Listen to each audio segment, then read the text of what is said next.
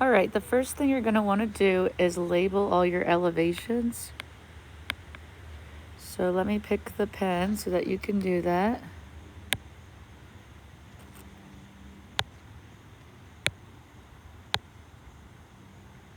Okay. So we have 310, 290, 280, 270, 260, 250 is there, and 250 is the line that goes on both sides, so we can start over here. 250, 260, 270, 280, 290, 300, and then 310. Okay, you're next gonna get a note card.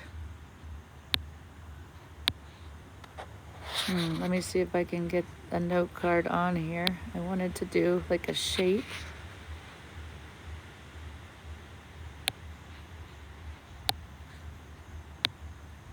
There we go. And I'm gonna lay it here.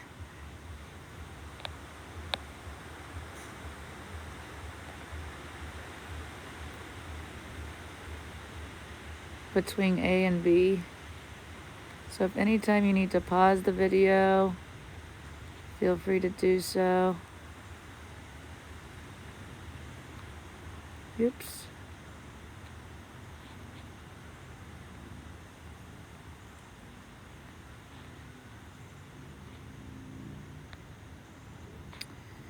All right, I think that's about as good as I can get it.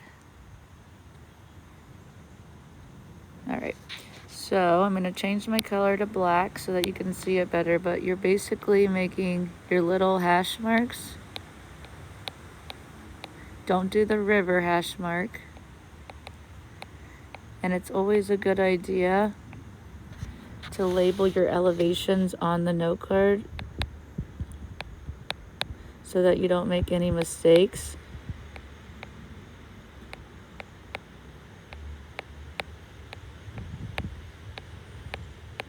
So here's where 250 has like several, like there's a pretty big space in between that. And then I'm just gonna leave those blank because it's really hard for me to write. And then you're gonna move your note card. Okay, so what you're gonna do is you're going to move your note card down here, and then it's a matter of yours will be a little bit more straight and exact, but it's a matter of you plotting your points that you've measured. So I'm gonna go up from A to 310, plot a point, and then you just sort of look at your spacing.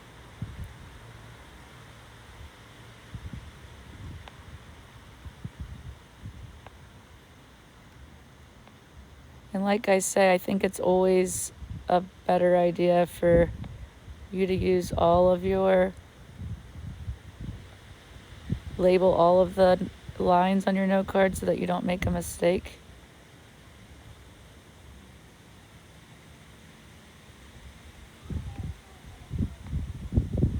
But the spacing does matter, so you want to make sure that you're putting your elevations right over on the note card where you put them. Okay, so now you have your plotted points. So if we were to walk from A to B across there, you would go down into a river valley, cross the river, and back up. Awesome. So yours should look a little bit like that. Next thing that we're going to do is we are going to find the gradient between C and D.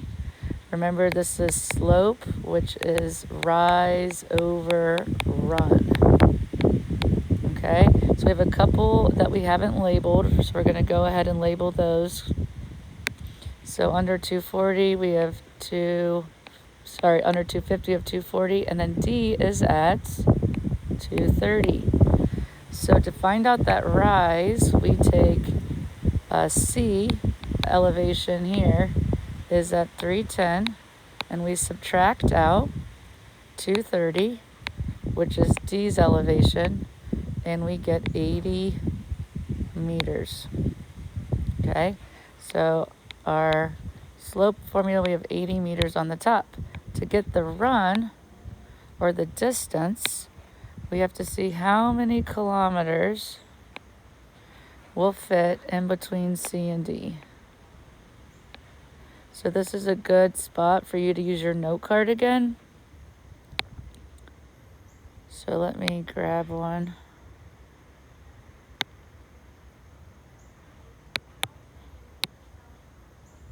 Oops. Let's try that. Let's try that again.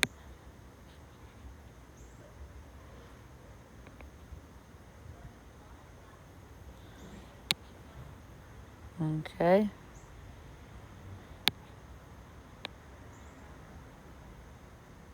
I wonder if I can rotate that. This is a new tool for me.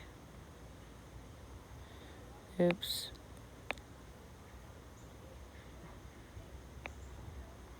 I'm having trouble rotating it. So anyways, you'll take your note card and you're gonna lay it in between those spots. And when I lay it down between C and D, sorry.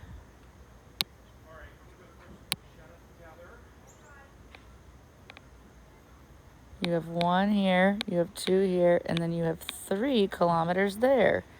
So we're gonna add 3 kilometers because that's how many of these spaces will fit in between C and D. But we have to take 80 meters and we can't leave that in kilometers, so we're gonna divide it by 3,000 meters. And then you can divide that out and get your gradient. I believe it's like 0.02, which is not very high at all. So remember, if you get something close to 1, that would be a 90-degree angle. Something that's 0 is like flat, there's no angle. And then if you're at 0.5, it's like a 45-degree angle. So 0.02, or if it's 0.2, I can't directly remember, is somewhere down here. So it would be a pretty easy walk.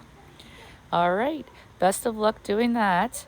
And then you can also move on and do it on the next page. All right, good luck.